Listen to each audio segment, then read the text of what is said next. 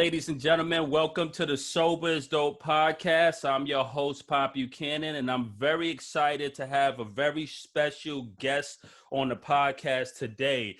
Today, we have a member of the BLND team, and we just did an episode with the founder of BLND, Brooke Buys, and we have one of the members, John Evans, Ph.D., who's a certified mental performance consultant and the director of mental conditioning. So I'm very excited to talk to John today. John, how are you doing? I'm doing good, Pop. Thanks for having me. I appreciate it. Thank you for having me, John. I'm gonna get right into it because we have a lot to cover. All right. I would like you to really, for everyone in the community, we're just gonna go back to the basics a little bit. Can we talk about what is mental health? I want to start there. What is mental health? Man, I think mental health in general, and I think it differs based on, the kind of the theoretical orientation you subscribe to. But for me, mental health is about emotional and experiential acceptance as opposed to avoidance. Okay. And it's about cognitive diffusion, meaning can we recognize that thoughts are just thoughts, but not things that dictate our lives? Mm-hmm. So for me, mental health is the understanding and awareness that we cannot really control our thoughts and emotions. We can only control our reaction to them. And the more and more people try to control their thoughts, control their emotions, avoid emotions and avoid experiences because of that, the more I think mental health deteriorates. So there's a ton of literature, ton of stuff that connects the idea that experiential and emotional acceptance, to the whole range of human emotion is what actually creates happiness, not this idea now that you got to feel good all the time. So I think that has contributed to this idea that if I have to feel good to be happy and to not be depressed, and then if I don't feel good, then I'm depressed. Well, we're not going to feel good all the time. Correct. So, the ability to kind of accept that and feel the whole range of human emotion and experiences is what I consider to be the kind of the cornerstones of mental health.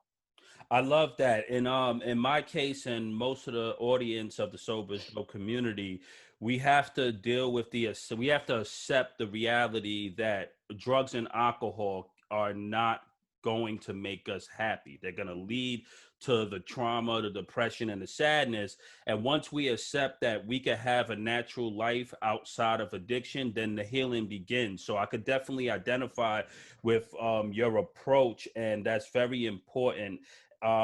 So you was talking about acceptance, and I know you are into ACT. You call it ACT, right? Can you explain acceptance commitment therapy to us and how that works with your patients and the mental health community?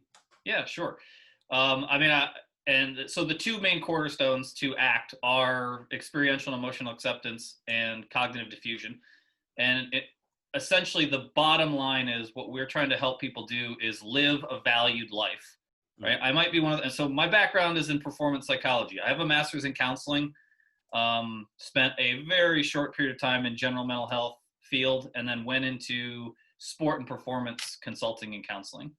And the bottom line is that, and especially during this pandemic, a lot of people's goals have been put on hold or worse, dashed against the rocks.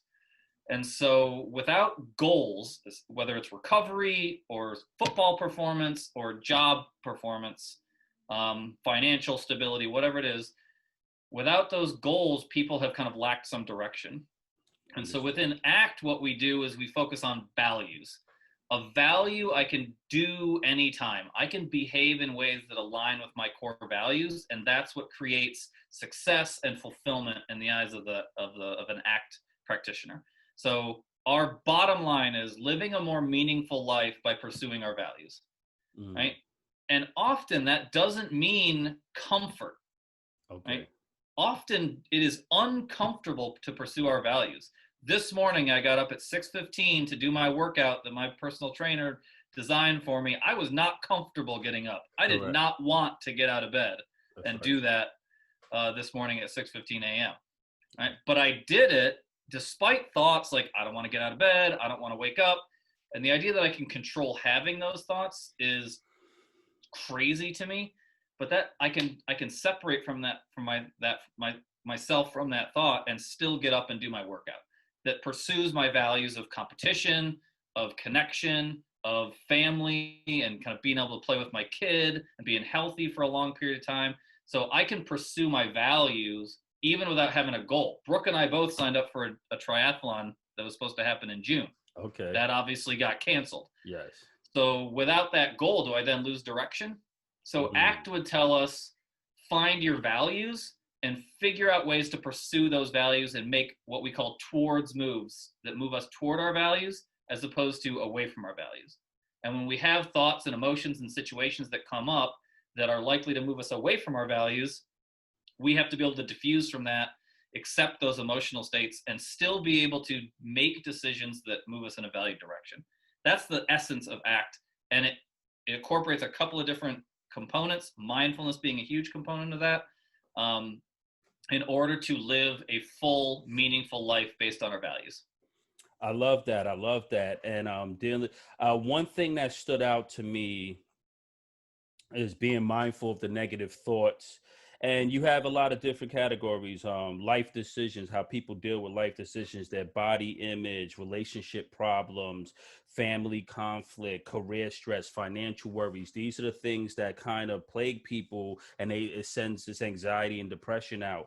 And we call it ruminations, these thought ruminations all day, these constant, you sit there, then you get stuck in what they call the black hole, right? This emotional black hole where you can't seem to get out of it. And what fascinates me, this is for everyone. And this is not like it's addiction center. This is like every day. Moms, dads, brothers and sisters, and family, right? We all have an individual could be walking around and struggling with their own thoughts and negative feelings and not be able to identify it.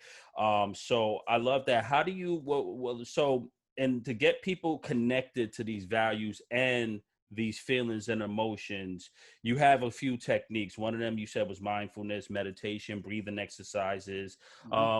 So is it difficult to help an individual identify these values, and what's the process like?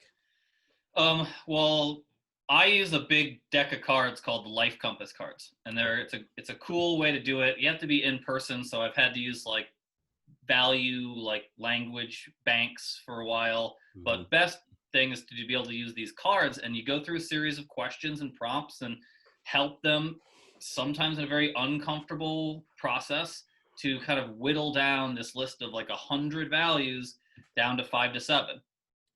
It's hard because you look at words like honesty, integrity, freedom, independence, truth, and health, and you think, well, these are all great things, but we got to boil down to what drives you, what makes you live the way you live, what do you see that as what you'd like to aspire to, and how you'd love to behave in this world, and how you'd love others to behave. And so there's a series of questions that we go through and kind of boil it all down and condense it all down until you get to about 5 to 7. And so often people ask me, like, why 5 to 7? Why can't I have 20 values?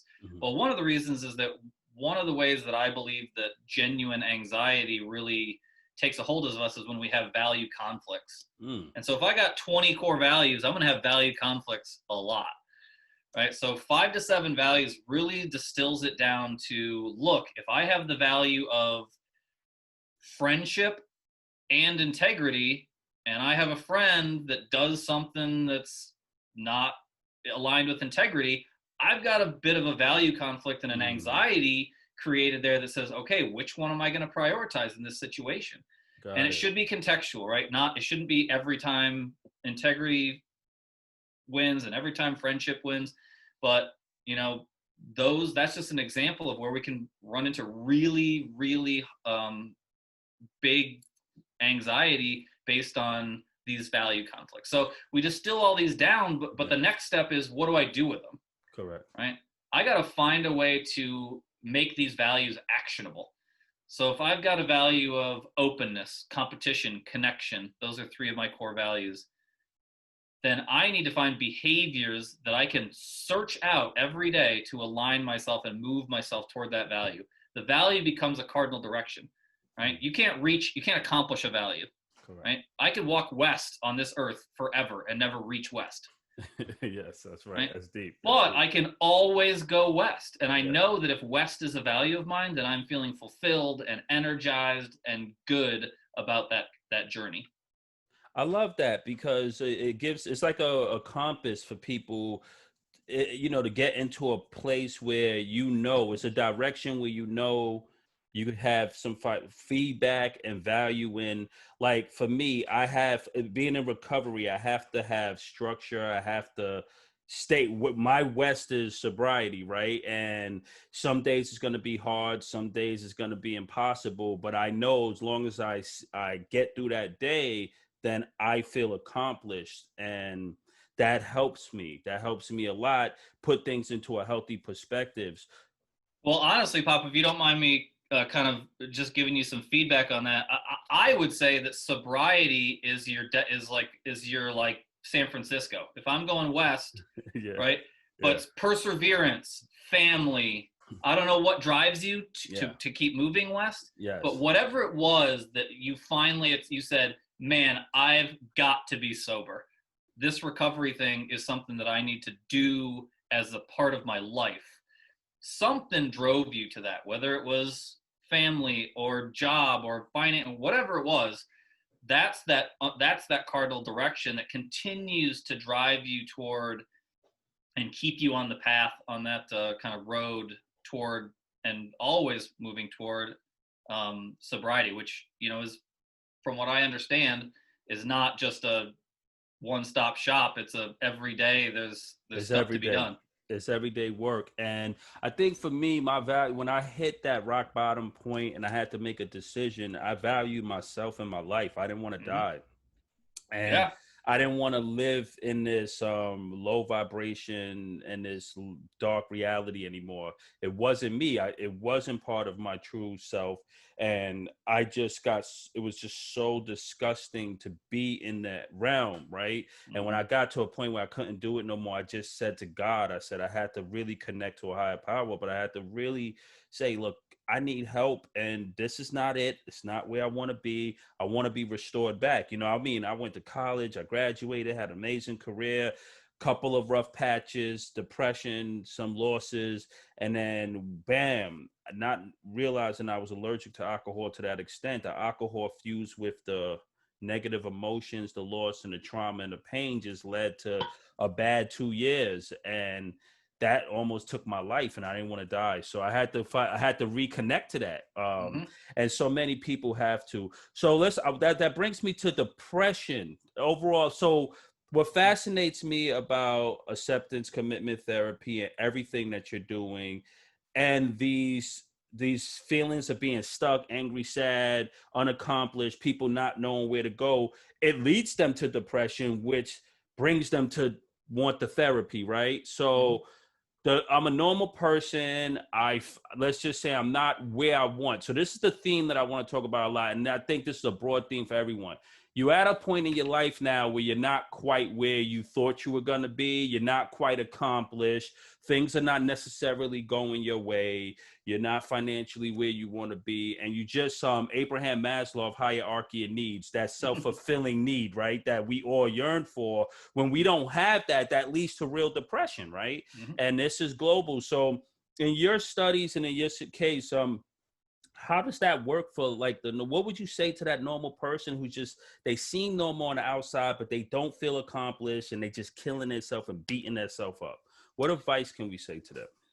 Well, it's funny you bring up Maslow, because as one of the grandfathers of humanistic tradition of therapy, I started in the humanistic traditions under the kind of theoretical orientation of Carl Rogers, who said basically we have an ideal self and we have our actual self, and Okay. the farther those are apart, the more dysregulated, the more anxious, depressed, whatever kind of words you want to ascribe to it, we are.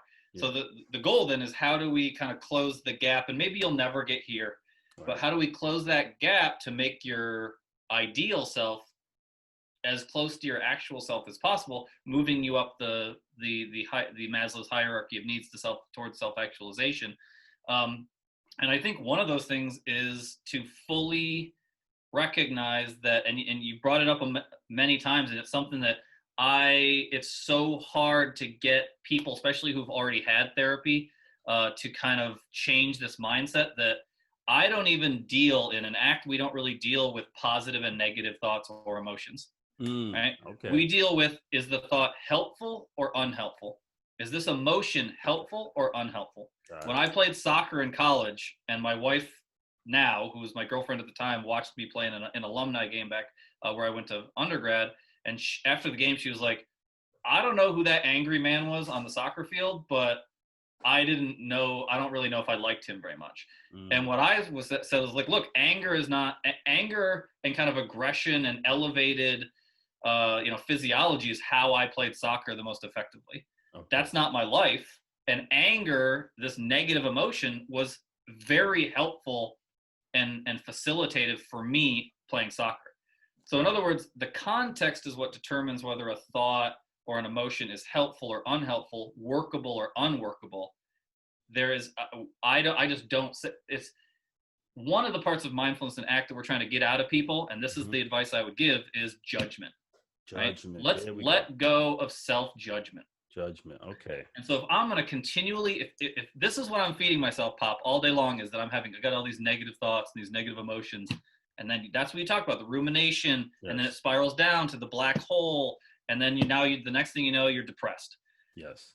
Like clinically depressed. Correct. Well, if that's all I'm telling myself, that, man, if I can't think positively, I must be depressed. We're not, the brain is a negativity machine, Pop. You know this. Right? The brain is going to feed us negative information all the time. Right, yes. And if our goal, or how we measure success, or whether we're anxious or depressed, is how many positive thoughts there are to counter the negative thoughts, we're going to lose. Correct. That is a losing battle. Right. And so instead, just say, look, okay, my brain, bless its heart, is trying to keep me safe. Right. Right. So if it tells me, no, don't go introduce yourself to that person, don't go to that job interview. Whoa, man, you definitely need a drink today. Like, that's going to keep you safe in your brain's mind and comfortable. Correct. So in order to pursue our values and get out of that comfort zone, we have to be willing to feel uncomfortable. That's right. If we're not willing to then experience the negative thoughts and emotions and see, all right, how can I just disconnect with this? Instead of using up all my attention and energy trying to change it or control it, why can't I just accept that my brain is going to feed me negative crap, defuse from it, and know that it's just a bit of language, right? If my brain tells me I suck, great. Fantastic story, brain. I can still go work out. I can still not have a drink. I can still go to that job interview. Yes. So we talk about a lot the amygdala and the fear response and that primitive brain that does a great job trying to talk us out of anything, right? And just keep us in that cave, that like ancient cave, and we don't necessarily have the saber-toothed tiger anymore, but that still manifests itself in other ways, right? So we talk about, one thing that I noticed is the mindfulness, meditation, and breathing. Is that intended to get people out of the parasympathetic response, to kind of that fear response? And can we talk about the parasympathetic response and that negative, and how that, because I think that's the stress response that keeps people anxious and in that heightened state of fear. Right. So the autonomic nervous system is made, you've got the sympathetic response, which is the uncontrolled fear response. Yes. Then you've got the parasympathetic, that's your rest and digest, or whatever you want to call it. Yeah. Your breathing. So there's two sides to this ball game, I think, in terms of where people believe. I believe that what breathing and mindfulness does is controls the one thing internally that we can control, our attention. So by focusing on my breath, where's your breath happening in the present moment? Correct. We could have a philosophical discussion about where our breath is happening internally or externally. Yeah. But it's happening right here, right now. Correct. And where does anxiety and depression live? For the most part, they live in the past and in the future. Okay, great. Right. Correct. For me, and other people disagree, depression for the most part lives in the past, memories, what I didn't accomplish, Yeah. regrets, all that. All right. And anxiety lives in the future. What ifs? What's going to happen? Oh, this pandemic is killing people's anxiety right now. Yes. Yes. And so breathing, mindfulness, this idea that I can keep all of my attention and energy in the present moment for even short periods of time is a relief, because anxiety is limited. Sorry, attention is limited. Yes. So if I've got it centered and controlled in the present moment, I just don't have the attentional capacity to be focusing on the future or the past right now. That's right. So by focusing on my breathing, yes, will it eventually calm you down? Probably, but not always. That should not be the measuring stick in my mind, Okay. right? Okay. That's good. None of the idea of ACT is to reduce anxiety. Okay. And people sometimes get all bent out of shape about that. Yeah. I'm not promising a reduction in anxiety. I'm promising that despite anxiety, you can still live a meaningful life. I love that. And then guess what? As a result of that, if you can do that without the hidden agenda that you're still trying to control your anxiety or reduce it, it will reduce. If you're not paying attention to your anxiety, but doing valued behaviors and actions and diffusing from these unhelpful thoughts, the anxiety will dissipate. But it's a skill, man. Pop, I'm telling you, you got to work hard in ACT. It's daily. Like, you're not going to go to the gym and spend 8 hours busting out your biceps and that's it. You never have to work out your biceps again. That's not the way it works. Correct. Zig Ziglar said it best. He said he said it like motivation is like bathing. You have to do it every day. And I think that's the same thing for ACT. You have to do these things every day. You have to be, it's nutrition, the approaches that I use in my life. I have to be mindful of my nutrition. What am I putting in my body? I know that, a bad diet leads to inflammation and depression markers. I just have to watch that. I know it. If I'm eating junk food all day, I'm going to start to look crappy, feel crappy, have less energy. And not just inflammation in your body, inflammation in your brain. There we go. Which actually, and drinking and poor diet, as we're talking about the hippocampus, reduce the functionality and size of that area, which controls, and simplistically helps control the amygdala and that fear response. But one thing that I wanted to talk to you about, that motivation, and this is something that I talk about some of the clients that I do work on skills of recovery as a performance. I see recovery and sobriety as a performance every day. I love it. What are you doing every day to work out, to do a mental workout, find your valued actions that keep you on that road west, right? But motivation, it's interesting. Most people that are looking to be sober are motivated to be sober. The disconnect is commitment. Oh, yes, absolutely. You know what I mean?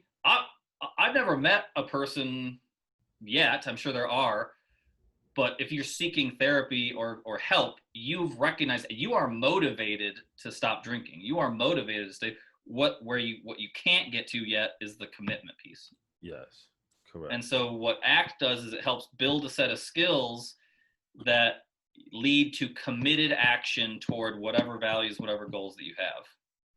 I love that. And so that's where the intervention really is. But it's work, man. I'm telling you, it's daily work to do the mindfulness skills, to do the diffusion skills. Acceptance is an extremely difficult skill to be able to make room for and accept an emotional state and not try to push it away or deny it or compartmentalize it or bottle it up. Like, that's hard work. Yeah, because that's part of accepting the good, the bad, and the ugly. That acceptance, so like some days it's gonna be hard. I was, if I'm recalling it, I was reading a book a while back, about 3 years ago, Radical Acceptance by Tara Brach, and it was a good book. It was talking, and that term for me, that's just saying radical accept. Like I loved it because it was like putting it in the fore. You have to be radical about it. You have to really understand it. And I think that's so important for many of us out there. So ladies and gentlemen, if you're listening, acceptance is key. I'm gonna put stuff in the show notes, and I want you guys to put that in your subconscious now, that you're probably not willing to accept that you have to make a really hardcore commitment to get to that next level. So it goes hand in hand, this acceptance and commitment. So this is an evidence-based therapy. Usually takes 12 to 16 sessions, or do you think it's more? It varies. I mean, it just depends on how hard. I mean, if people are and depends on what their level is at that point. But in any, whether it's an athlete or someone in recovery or just someone who just dealing with life anxiety and depression, some people, it takes longer to get through some steps, are really like cognitive people that are very logical, and, diffusion comes very easy. They already are very aware of their thoughts. And so being able to kind of use the diffusion skills to separate is something that comes naturally. Then when we get to like acceptance and having to really like look at their emotions, because part of acceptance is acknowledging, right? Yes. You got to acknowledge, I am experiencing a feeling of anxiety. I am experiencing emotions of depression. And if you notice, there's a way that we talk about emotions in English that I don't care for, right? You are Pop, I am John. If I then say I am anxious, that means that's who I am. Wow, correct. Right? If I say I am depressed, that means that's a permanent thing about myself. It is. Right? Emotions by their very nature are temporary and transient. Yes. So language is a huge part of ACT. How do we use language and cognition to defuse and kind of separate ourselves and acknowledge emotion and thoughts? Like, I'm experiencing feelings of anxiety. That feels way more manageable than I am depressed. Correct. I like that. It's how you frame it. It's all like part of thought reframing and just that whole reframing concept. We just did an episode on cognitive behavioral therapy and thought reframing. And I think that plays right into it. How do you really look at the reality? Like what is really happening versus what you're watching that language, the mind and everything plays a hardcore role. And also it feeds into these subconscious beliefs about ourselves that takes us out of a really comfortable, a positive state, I should say. Because for me, I have to remember that also. Some of my family members like to say, well, you're trained in Alcoholics Anonymous to say I'm an alcoholic, right? I'm a proud alcoholic. And then you have a camp of people that's like, no, I don't want to identify as that no more. I conquered that. And a lot of it is just the language and you being able to say, well, I know when I say it, I'm saying it here. I know it's not my identity. I'm accepting that it's it's a reality, but it's not my full reality, right? It's like I'm more than that, but I have to keep that in my mind. So I wanted to talk about, I know this word is coming up a lot in the mental health arena.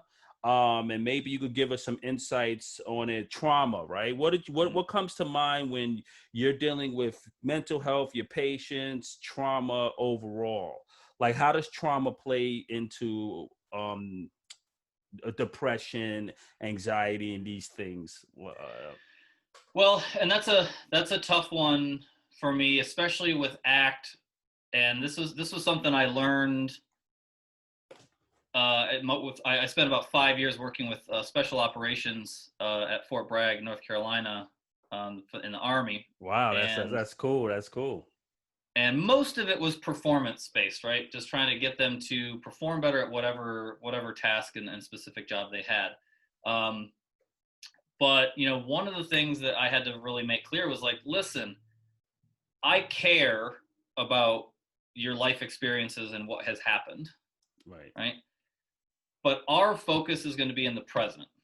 Got you. Got it. Our focus is going to be right here, right now. Now, if there are thoughts and emotions that you ruminate on and are still triggered by things that happened in the past, then yes, we will deal with the acceptance of those emotions, the diffusion of that thinking, the mindfulness skills that come with this idea of being able to keep our attention anchored in the present moment. But that probably, unless processing it, really processing and regurgitating, kind of reliving is something that they feel like they really want to do, that's not something I'm going to push. Okay. So whatever trauma was experienced, I acknowledge it as something that was important and potentially guided their lives and deviated where they could have gone or would have gone or didn't go or did go. But our focus is going to be in what are the thoughts you're having right now? What are the emotions you're having right now? And how can we keep your attention in the present So you don't have to compartmentalize or push away something. You can you can accept it, that radical acceptance. Yes. Right. Within the field of performance psychology, the biggest thing that I consider insanity is trying to control things we can't control. Okay. Right. So if I'm using energy trying to control an emotion, control another person, control a thought, push it away, try to deny that I'm having it, then I'm putting a lot of effort and energy into that, and it's going to come back. Correct. Like, I'm not going to get you to forget about some form of trauma. Right. Nobody is. Right. But I can teach you to be a person who pursues their values in the present moment, focuses on what they're doing with their time now, what they're doing with their thoughts, their emotions, their experiences, and how to live a full life despite all those types of experiences. Now, that's a hard pill to swallow. Like, look, trauma is miserable. Right. And people have experienced, they talk about big T, little t trauma. I just think that if we can focus on how that's impacting my life right now, yes, then that's what I want to attack.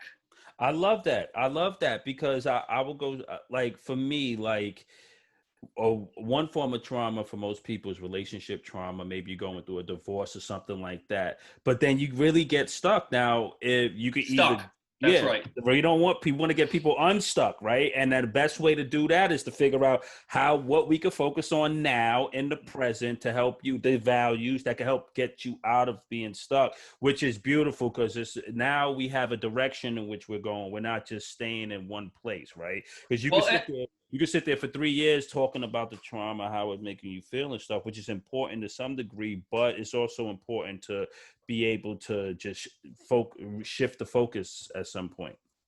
And I think I can give a good example of kind of some first world trauma. I don't know if you're a football fan, but I am. so a number of years ago, the Falcons played the Patriots in the Super Bowl. Yes. Right? Falcons were up big. Tom Brady comes back, does his magic. Yes. Patriots win. Do I have to work with Matt Ryan on the trauma of losing that Super Bowl? I mean, is that where we're going to put our effort? Yeah. Right. Is that where we're going to put our time into kind of reliving and, man, you could have done this and coach made a bad call and you made a bad pass? Is that what is this what we're going to put our energy into? No, man, I'm going to put my energy into, all right, you get dragged to the past. I love the word you just used, stuck. Yeah. You get stuck in the past on that Super Bowl loss. Yeah. Guaranteed. Great. Normal. Right. A lot of ACT is about normalizing and naturalizing things. Yes. Right? I should feel anxious because I lost the last Super Bowl. That's a normal feeling. Yes. But that doesn't mean that I have to be stuck there. So if I can drag my attention back to the present and stay in the present, right, for more time than not. Let's say that I'm in the present 40% of the time, and after working with me in the present 70% of the time. That's a win. Major win. So I guess that would be how I mean, and again, that's a first world trauma, right? Yes. Losing a Super Bowl. Correct. Compared to what people have experienced. Right. But I don't necessarily see it philosophically different. Yeah, I understand, and I respect that. So I want to shift a bit to you guys at BLND recently, I think it was about 2 weeks ago, launched the Hippocampus training program. And that's fascinating to me for a bunch of reasons. Now, briefly, can you explain the importance or what the Hippocampus is, the importance of it, and the importance of the training? Because that's so fascinating to me. I mean, we picked the Hippocampus because it kind of had a catch. I mean, train your hippocampus. Yeah. It's an area that exists in both hemispheres of the brain, shaped like a little seahorse. That's where the name came from. But essentially, like, the main function of the hippocampus is memory, learning, and there's some evidence around emotional regulation to do with the amygdala, as well as the PCC and ACC, but that's going into the weeds a little bit on it. But anyway, the hippocampus seemed like a good place to take action. Okay. Right? Because that area of the brain in particular is one that is heavily influenced by nutrition to include alcohol, Okay. right? Sleep, Okay. exercise, and cognitive training. Mm. Right? And so if we could figure out a way to put a panel together of experts in all 4 of those areas and talk through, here's what the mechanisms are that create hippocampal growth or functioning via nutrition, exercise, sleep, cognitive training, and then figure out how all of those kind of blend together and work together, that is going to create a pattern of a habit, a routine that obviously nutrition, sleep, exercise, and brain training are good for a heck of a lot more than the hippocampus.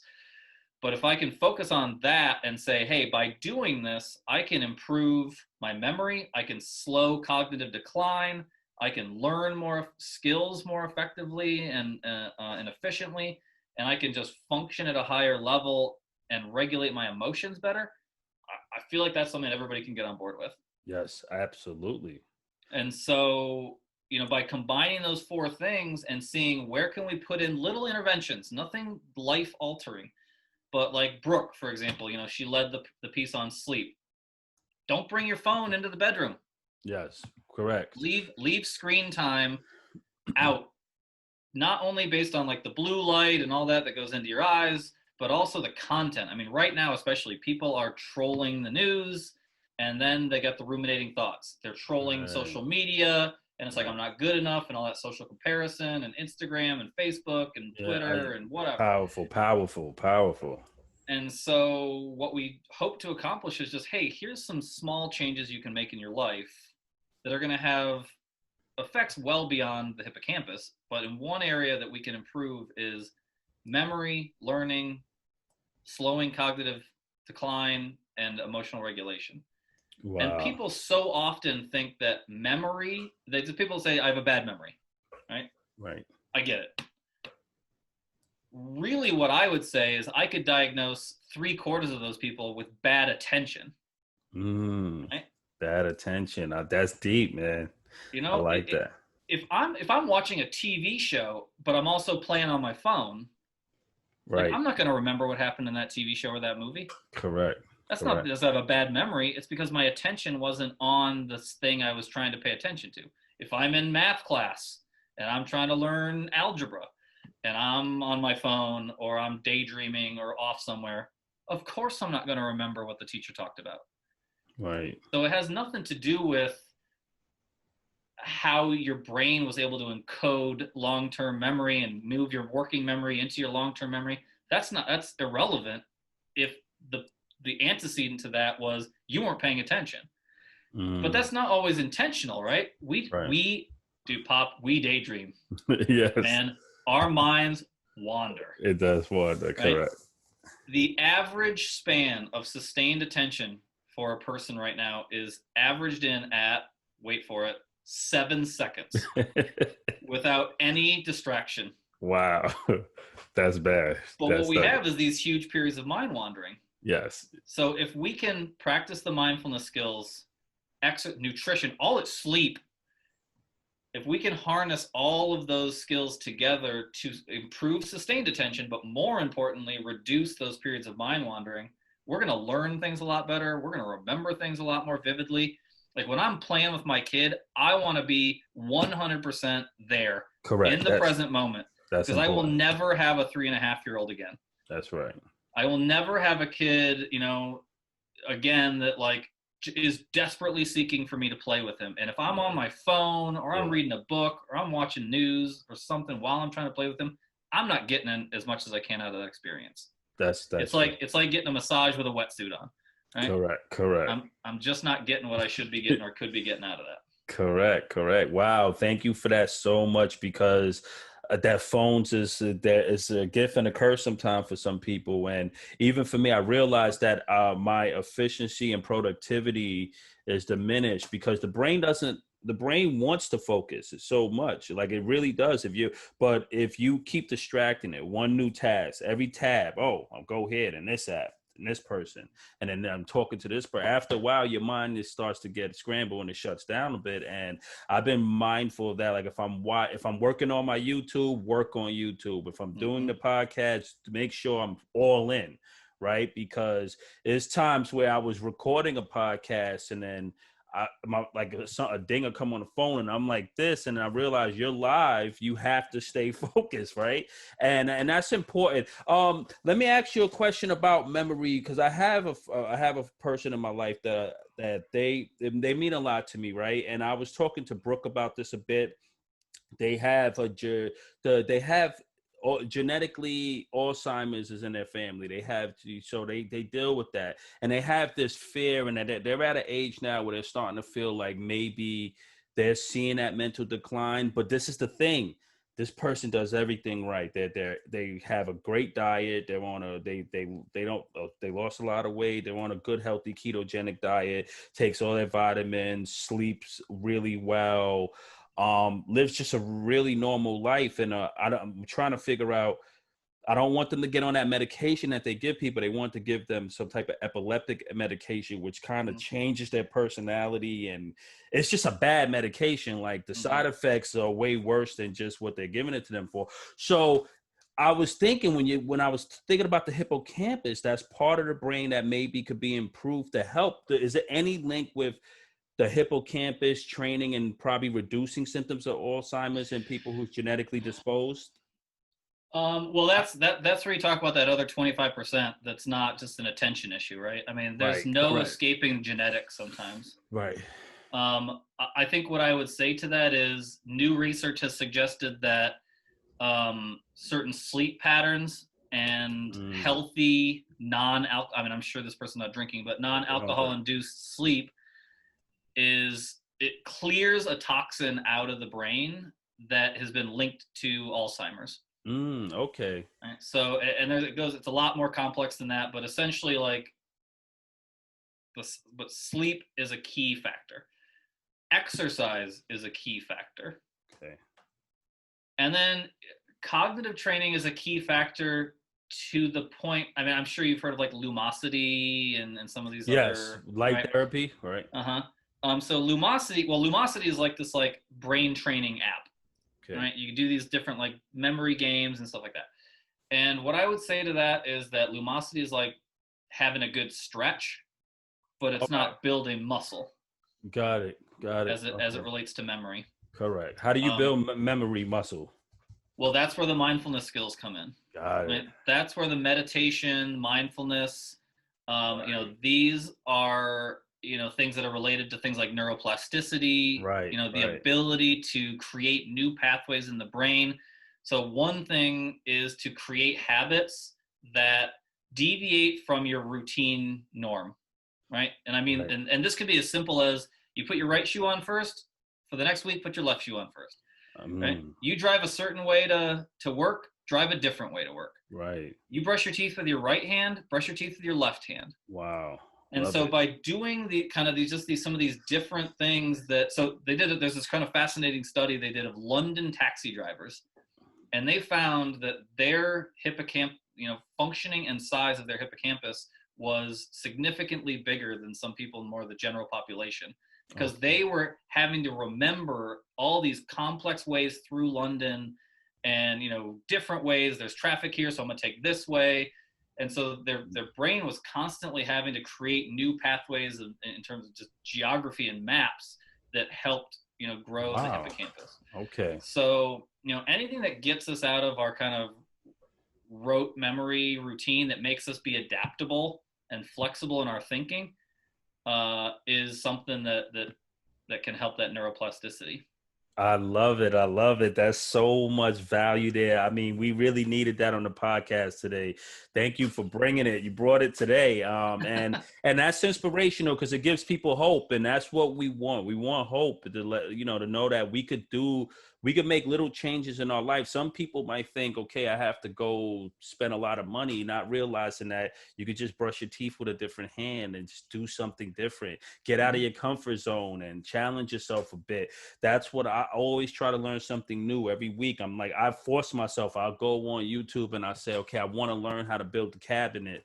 And they'll have some guy there that tells you everything from A to Z, and it forces you to go into this new world. Like you're getting you're learning these new tools, you're learning this new thing, and it's fun and it's project and goal oriented.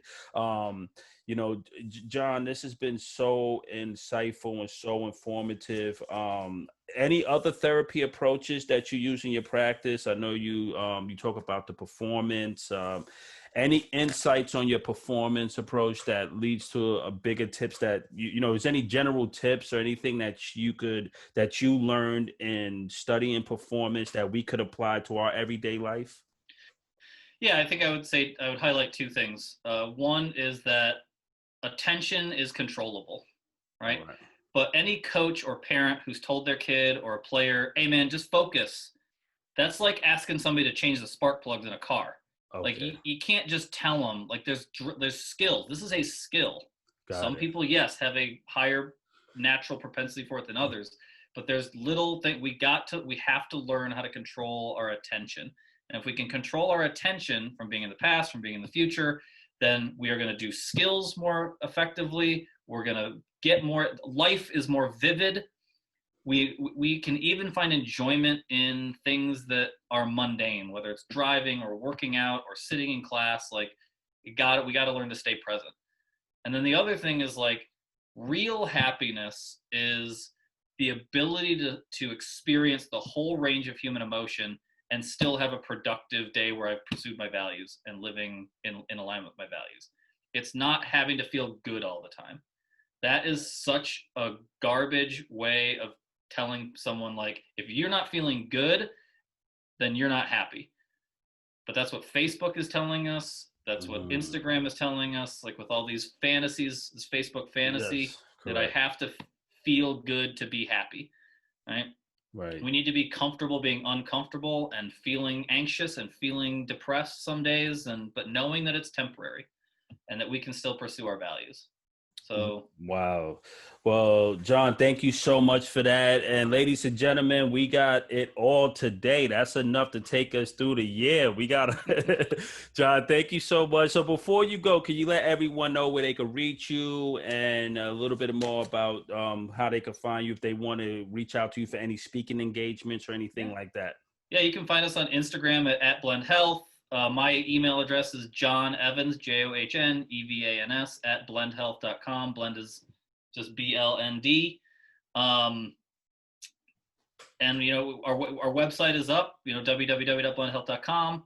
I would love to hear from anybody. I love just providing some feedback, having conversations with people, convincing people that there's a different way to mental health than some of the traditional control approaches. Yes. um, it's out there. And it just takes it's skills that you can build and it can be done.